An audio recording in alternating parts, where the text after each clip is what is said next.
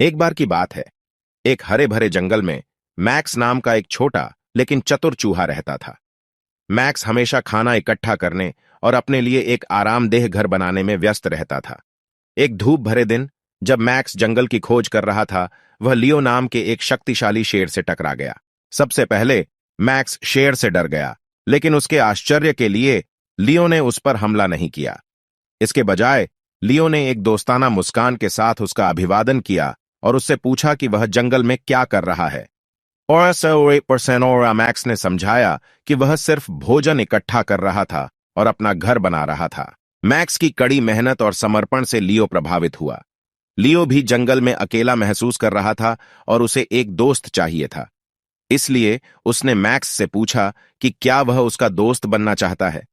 Max पहले तो झिझक रहा था, लेकिन उसने देखा कि लियो दयालु और कोमल था। इसलिए मैक्स शेर से दोस्ती करने के लिए तैयार हो गया।